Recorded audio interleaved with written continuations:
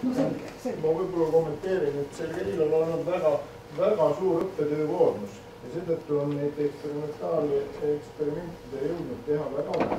Aga need plaanid on seal välja toodud ja tegelikult võib-olla mine veel tagasi paar slaidi. Võt seesama probleem on see, et nende enamindide reaktsioonide juures on siis võimalik kaks teed. Kas me hüdrolüüsime selle enamindi ja saame ketooni või teine võimalus, et me taandame selle CN2-kside. Seda on tegelikult tehtud. Liitiumkoorhüdriidiga on tehtud ja on saadud see reaktsioon läheb mitteselektiivselt, tekivad teasteroisomeerid üks ühele suhtes. Nii et me tahame kõigepealt uurida seda taandamist ka. Kas seda taandamist viies läbi mahukamate taandajatega on võimalik seda teastereoselektiivust parandada. Sest vastase poolel me saame selle asendatud piperidiini ka teastereoisomeeride selguga, mis ei ole väga meeldiv. Ma juhin tähelepanu, et hüdrolüüs vajab vett. Asproom ei ole kindlasti see õige reagent seal hüdrolüüsil. Reagendiks on vesi, asproom on katalüsaator. Aga, et kui hüdrolüüsid on hüdrolüüs, aga mitte asproomiga, tekib hoopis midagi muud. Nii et ma panin seda kohe tähele, et väga hüdrolüüsi nägu ei ole sellest. Aga katalüsaatoriks on appeline katalüsaator vesinikromiid. Nii, palun veel küsimusi.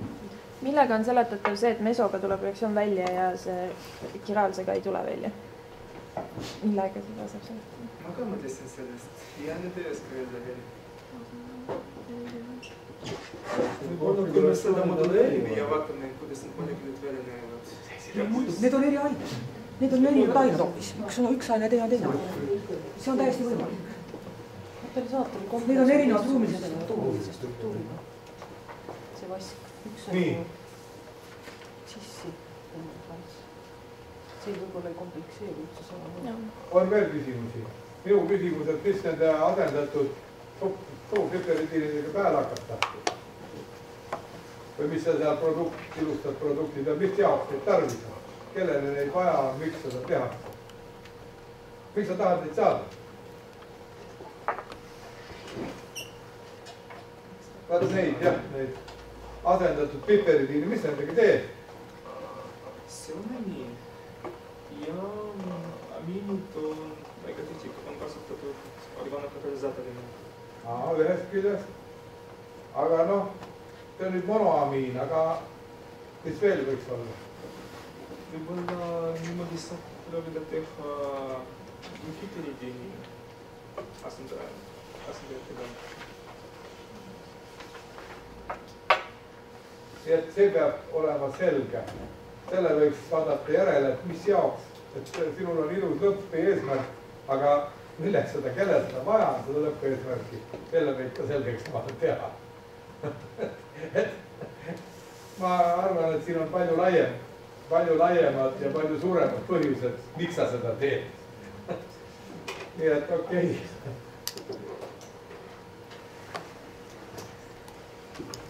Kõik jah, aitäh!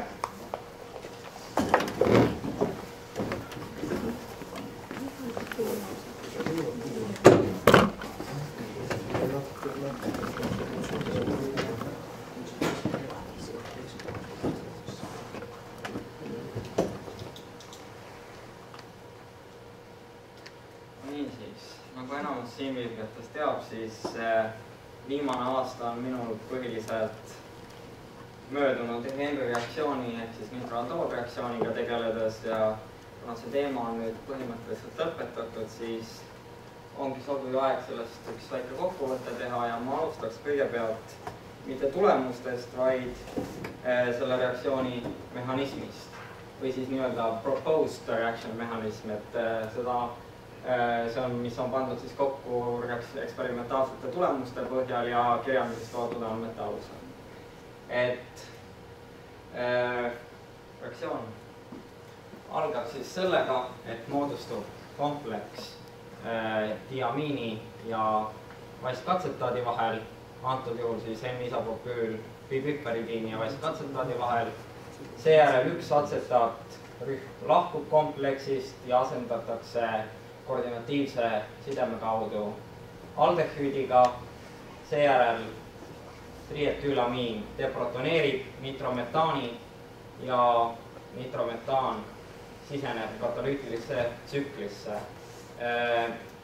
Siin võib tekkida vesinikside lämmastiku prootoni ja nitrometaani vahel, mis veelgi stabiliseerib tekkinud vahekompleksi. Seejärel toimub nitrometaani nukleofiilne takt siin küljelt aldehüüdile, mille tulemusena tekib siis vastav nitroalkohol, mis väljub tsüklist, kui atsetaat läheb tagasi kompleksi. Ja meie katalüütilise kompleksi puhul siis, kui tegemist on SS konfiguratsiooniga amiiniga, siis tekib, kuna toimub siiküljelt atakk, tekib R-konfiguratsiooniga produkt. Ja Andrus Metsala teostas ka sellele katalüütilisele kompleksile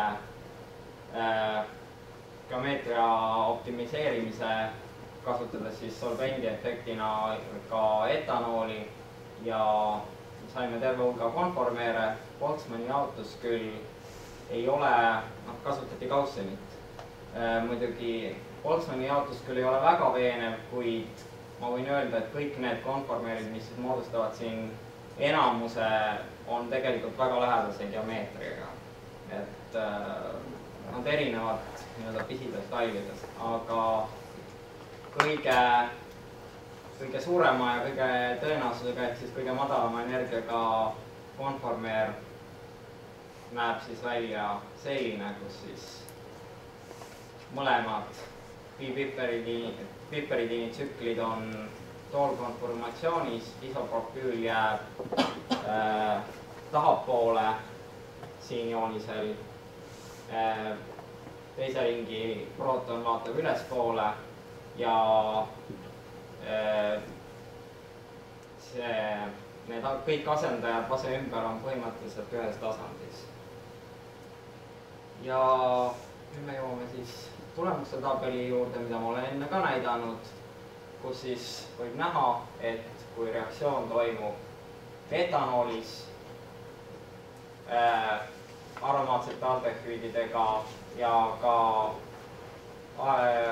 alifaatsete aldehüüdidega reaktsioon läheb kõrge enantioselektiivsusega, kusjuures etanoolis on selektiivsus alati kas parem või siis nitro asendatud substraatide korral ei erine oluliselt ja jääb ühtlaselt madalamaks.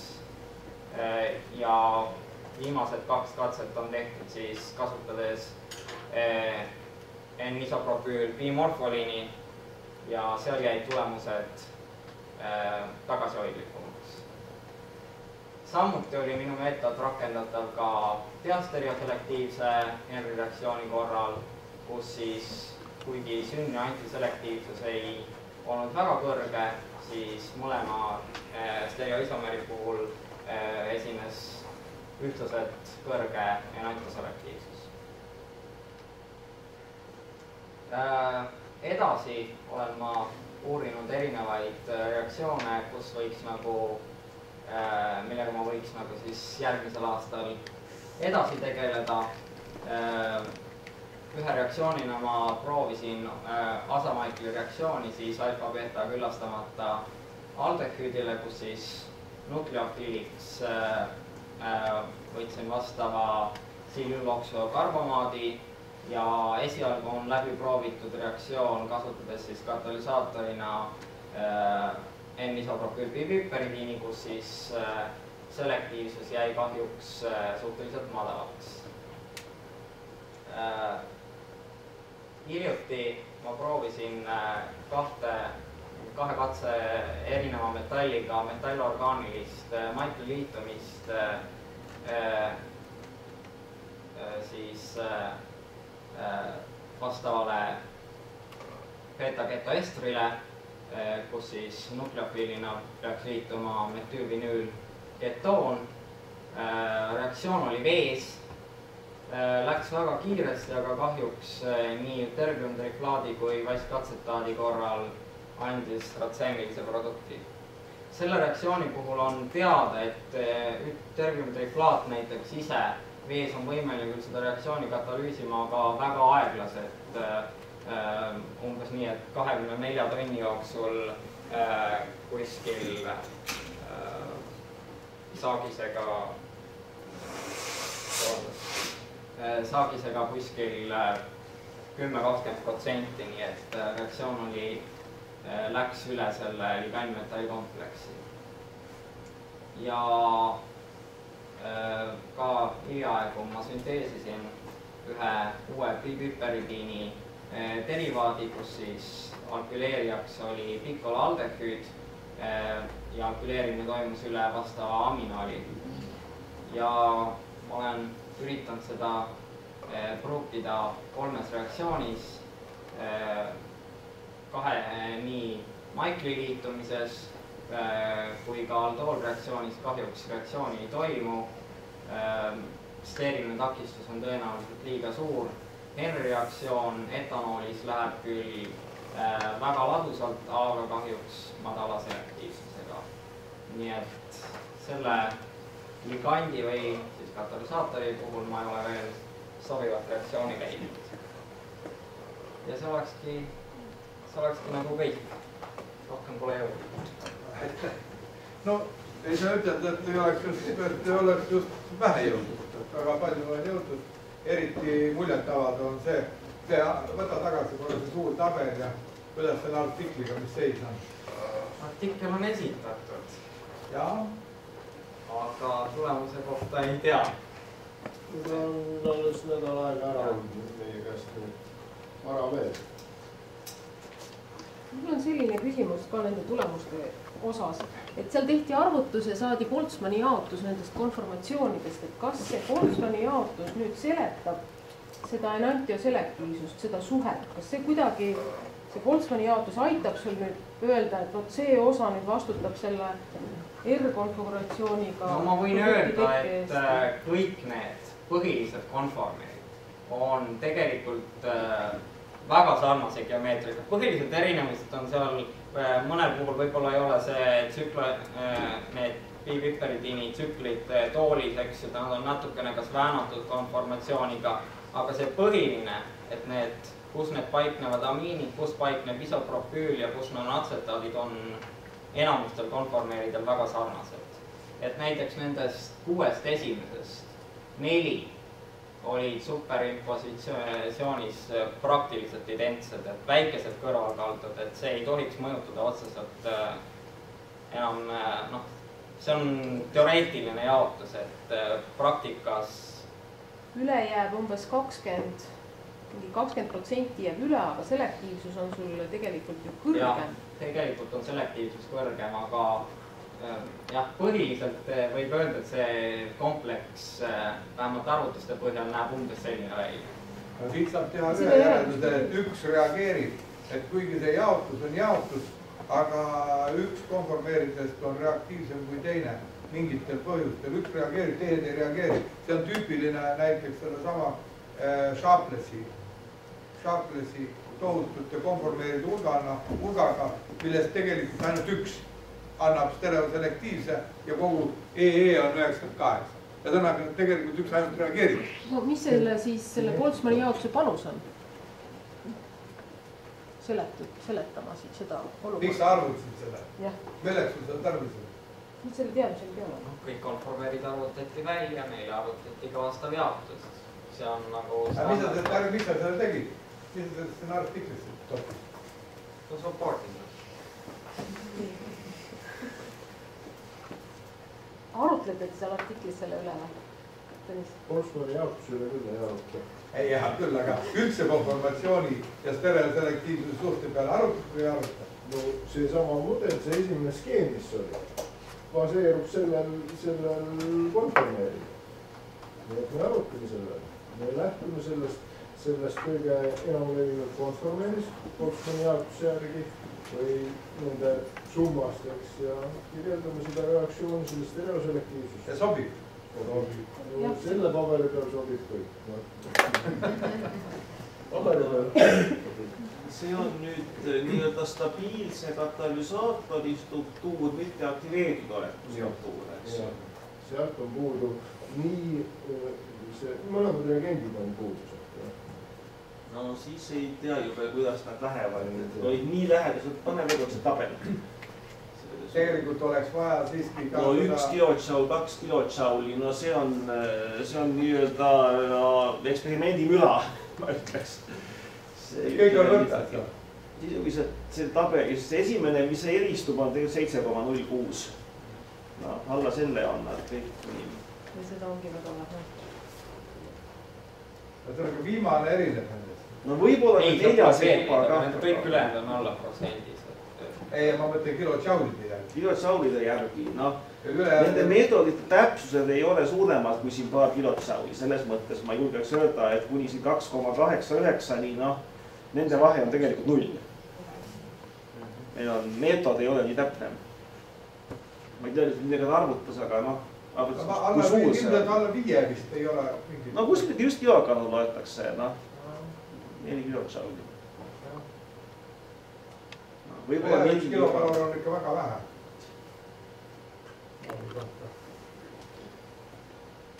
Sest noh, kui te võtame oma pointeri, kui te vaatate, need on ju tegelikult need arvud, mis arvutiste programmist tulevad. Näete, kus arvased nad tegelikult on. See on see arv, mida me tegelikult võrdleme. Et vahed on siin kusagil leiannast kohast pärast koma, eks. Kogu energia. Ei, aga kogu energia baasi võib kuskil mujale ka võtta, siis saad suht. Võetaksegi, noh, seest ta võtakse maha, eks, tuleb see null. Okei, noh. Nii et siit on võib-olla üks võimalus, mida see doktorant saaks sulle arvutada. See on üks asi, mida... Kuule, oota teid, ära mine. Ära kuskil pole kiiret. Anna mulle see viimane 9.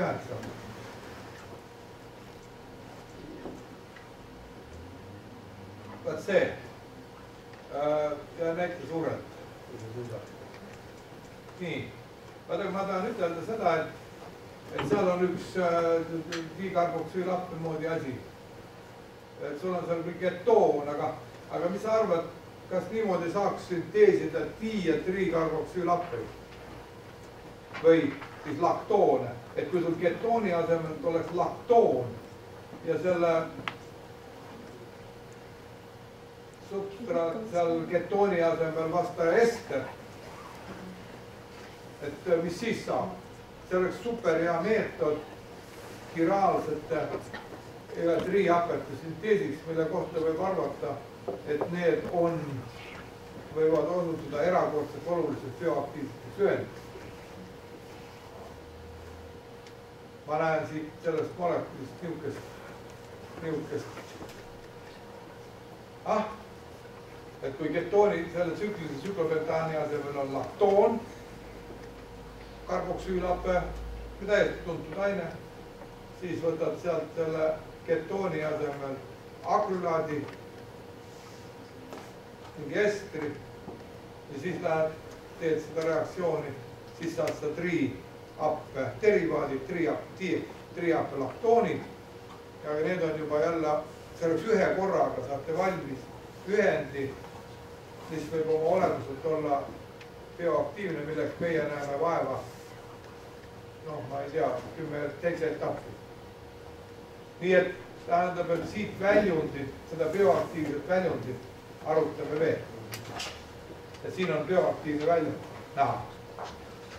Need viimased reaktsioonid ongi kõik niisugused otsingud, et kuna selle reaktsioonid on praegu joon alla tõmmatud, et nüüd vaadata, otsida, kus kohast edasi minna. Ja see on väga hea. Sest siin on need laktoonid, no võtta laktoonkarboksülaadi või mingi muu tsüklilise karboksülaadi, see töötab ja meil on triiapped, on teadagi kui DNA, mida ta on, DNA parandamise induktorid võivad olla. vähemasti esialgu ma arvan, et nad on tohutult perspektiivsed. Aga nende saamine võib-olla ei olegi nii lihtne, me näeme sellega palju vaeva, aga siit saab kohe biotäie kergelt kätte.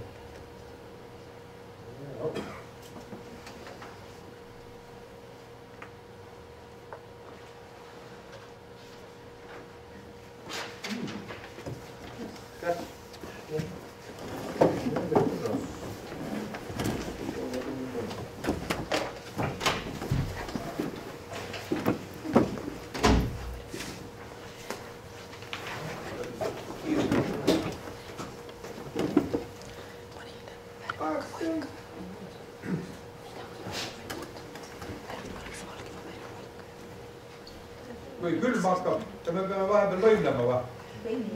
Teeme Kirsti. 10 kükki.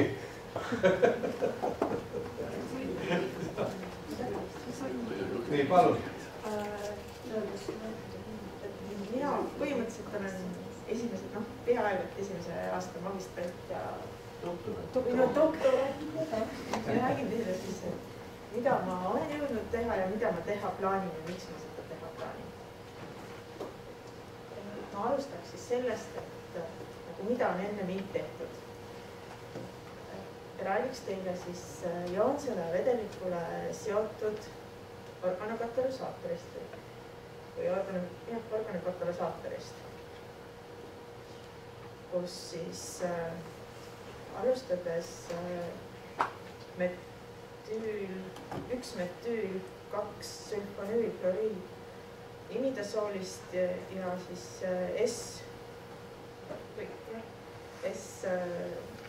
ja siis 2 aminopürrolidiinist saadi siis vastav sulfoonamiid, pürrolidiinsulfoonamiid.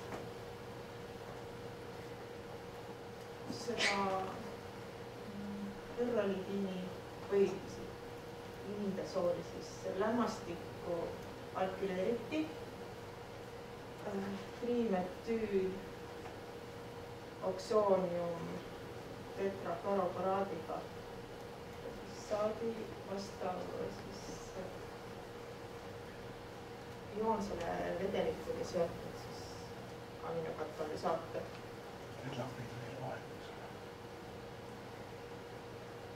Potentsiaalne aminokatalüsaator. Ja siis nad uurisid selle katalüsaatori katalüütilist aktiivsust Michaeli reaktsioonis. Skriinisid erinevaid solvente ja leidsid, et protoonsed solvendid on kõige sobilikumad. Sest antud juhul osutus kõige paremaks see isopropanol. Ja said siis Michaeli produkte kõrge saagise enantiomeerse puhtusega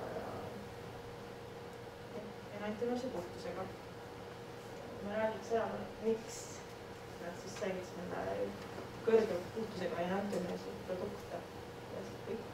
Et see on siis seotud sellest siirdeolekust või vaheolekust siis katalüsaatori ja siis lähteainete vahel, kus imidasooli teises asendis olev sulfonüülrühm muudab selle lämmastiku prootonid happelisemaks, tema elektroonsed omadused, et on elektrone ära tõmbab siis.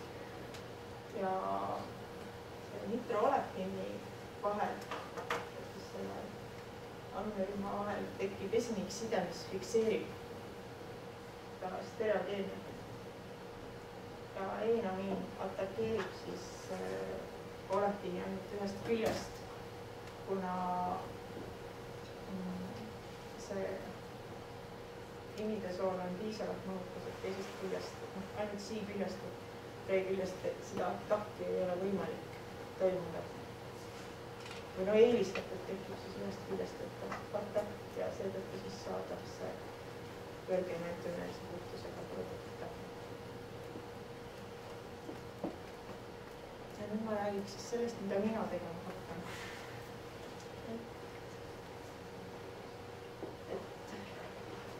Pürrolidiini asemel alustasin siis mina püridiinist, taandasin kaksiksidemit, sain liigiperidiini.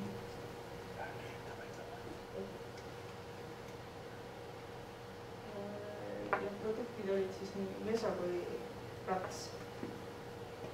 Et siis nagu diasteroomid ja enantiomid, mis tuleb siis lahutada. Et eesmärgiks on saada siis ainult üks enantiomid, millega edasi minna. Et meso ja ratsemaadi siis lahutasin proomisoolana ja siis saadud ratsemaad siis edasi tuleb edasi derivatiseerida viimapestiga, siis enantiomid omavahel lahutada.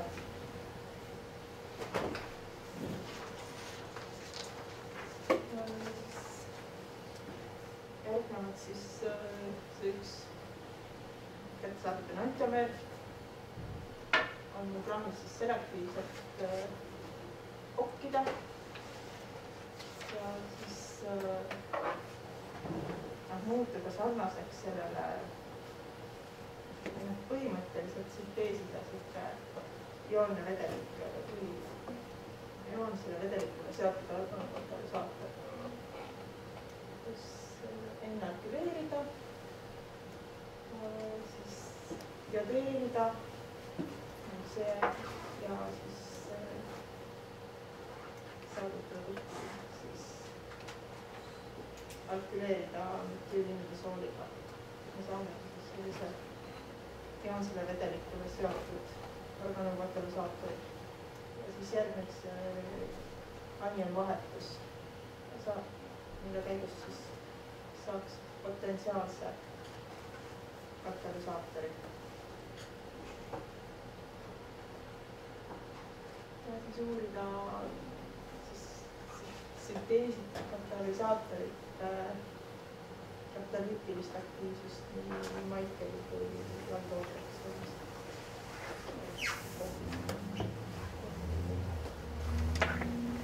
Tänan, palun küsimusi. Kas sa tead midagi nende, üks slaid tagasi, nende ioonide stabiilsusest, sest et sinu need reaktsioonid, Maikli reaktsioonid hakkavad toimuma mingisuguses alkoholis või protoonses lauses või? Kui stabiilsed need on protoonsetele tingimustele? BF4 oli sul nende selles viiteartiklis ka, aga seda fosforühendit ei olnud vist, jah? On viidud küll läbi reaktsioone. Vesises keskkonnas? Vesises keskkonnas. Ei hüdrolüüsuse? Vesine keskkond, miks vesine keskkond just? Ma ei tea, tähendab isopropanool või alkohol, ei olnud, seal oli ju isopropanoolis oli tehtud nendel. See vesi. Isopropanool, no jah. Tegelikult kuus küsib, aga ma arvan. No ma on neil vees hüdrolüüsus. Väga hea tähelepanek, me ei ole nii kaugele veel jõudnud, et me peame neid asju. Kõik on ainult plaani tasandil. Aga selle kohta tõenäoliselt on kirjandus, et nende erinevate imidasooliumi soolade küsimus nii ja naa. Ma arvan, et selle leiab kuskilt kirjandust üles. See on küsimus, et kui sul seal üks ühel ämmastiku küljes on popp ja teisel küljes on sulfoon, siis millega sul see eenamine tekib? Nii nagu see pakk on pinge jäänud. Üks pakk on seal, jah. Kokk tuleb maha võtta. Kokk tuleb maha võtta. Mitte nähtud. Selle kohta tuletame vanu klassikalisi sõnu meelde, et üks tund kirjandust internetis võrdub 3 kuud ebaõnnestunud katseid laboris. Et kui ennem vaadata see stabiilsus ära, muidu võib 3 kuud pusib ja siis jõuab ikka sama kohale, et kirjandust kuulema teeb.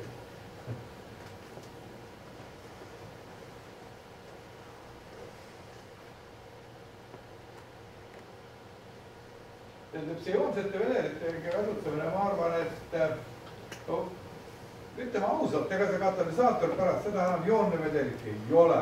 Nii kui sina selle reaktsiooni keskkonnaks paned isopropanooli, ei ole sul tegemist joonse vedelikuga, vaid lihtsalt mingisuguse soola kujul oleva katalüsaatori.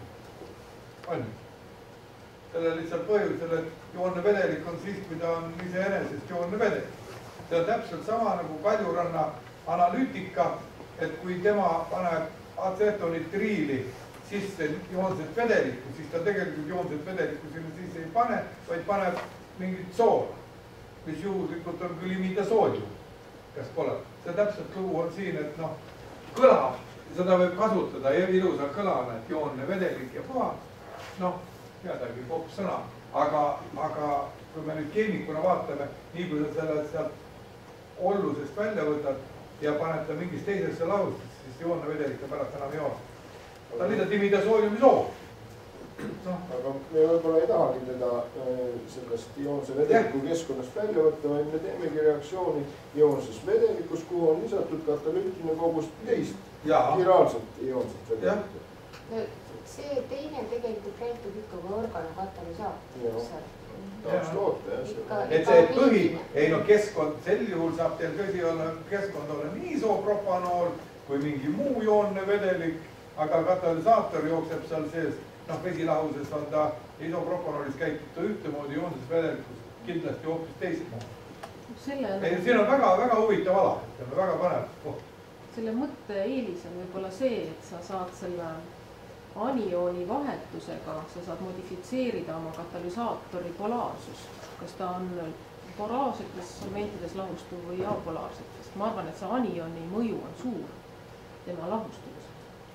Ja igasugused omadused, elektrilaengud, seal võib olla, kui see on kõvasti joonne keskkond, siis kindlasti joonsed reaktsioonid käituvad sellises tohutu polaarses keskkonnas võrratult teistmoodi kui apolaarsetes või apolaarsematest. Joonne vedelik on kindlasti äärmiselt polaarne keskkond. Ja seal võivad need elektrofiilsed ja nukleofiilsed tsentrite omadused olla võrratult teistsugused kui muidu. Et see on väga põnev ala. Anna tee. On kui kellegi midagi küsimust ei ole, siis muud kui tee. Millal see eksperimendini jõuab? Päris eksperimendini. Ei noh, taandamist ja siis lahutamist olen juba alustanud. Aga enantiomeriidini pole veel jõudnud. Aga minu küsimus on see, et kas see nüüd on teie välja mõeldud asi või kus kohas see välja mõeldud, et kahes etapis lahutada, et kõigepealt lahutada meso ja rats ja siis hakata lahutama viinappega enantiomeere. See on enne teha. Teisiti ei ole võimalik teha see. Keegi tegi kunagi ühest porsust ka kunagi. Ei ole. Kogu aeg on kahest. Artur on seda uurinud ja tagasihoidlikult ei rääkinud. Tegelikult taandas seda diipiperidiini ka ja üritas teha igasuguseid trikke, kohe kiraalselt taandada. Ma just mõtlesingi, et ka kohe panna. Ei saa. Võib-olla siis, kui teadlast näiteks mingi dibensüülderivaat sellest diipiperidiinist ja siis seda taandada ja pärast bensüülid maha võtta, et äkki siis see selektiivsus meso ja ratsu suhtes muutub, aga kui lihtsalt taandada kas siis rõhu all või siis nagu kätte Birchi taandamisega tuleb mesod sisse ja kui mesost ei saa see lahti, jääb seda ratsule kas või mingi 50% sisse, siis pärast on jama, ei saa lahti. Selge. Igal juhul selle taandamise juures see Arturi tööst on nii palju kasu, et seni me oleme kasutanud Birchi taandamist, mis nõuab 6 ekvivalenti naatriumi. Naatriumi keevasse alkoholi sisse loopida ja hiljem teda hüdrolüüsida on väga tüütu töö ja võib väga kaua minna. Ajamahukas. Et ei tohi väga äkiliselt teha.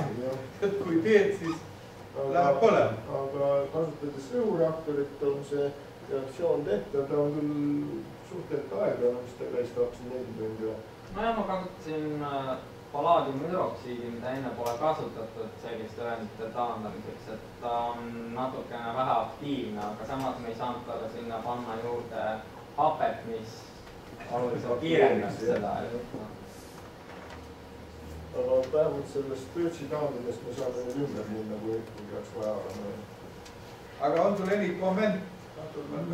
No, ootame põnevusega, millal hakkavad tulema. millal tööd hakatakse tegema? ei, siis kui igal võimalikul juhul, seda me usume nii. ja seda ei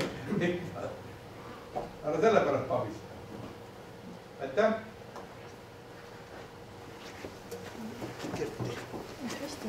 Kerti on ikka vähem olnud, vist ei hakka lõpetama seda. vanuse edasi. mitte vanuse. see olen mina.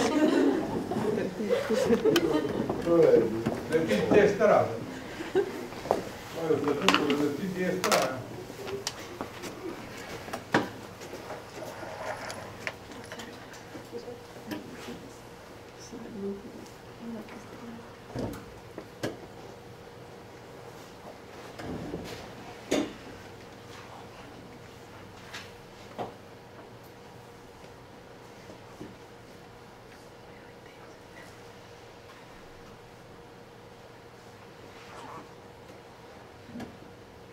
mina olen aasta jooksul läbinud põhimõtteliselt 3 uuritavat teemat, see üks oli lihtsalt koostöö.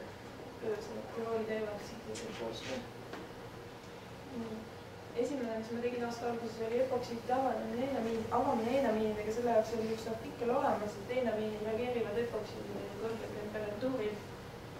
Ja mõtlesin, et kui katalüsaatorid sinna mingisugust juurde lisada, et kas siis see reaktsioon läheks madalamatel temperatuuridel ja siis võib-olla saaks seda näite selektiivselt teha.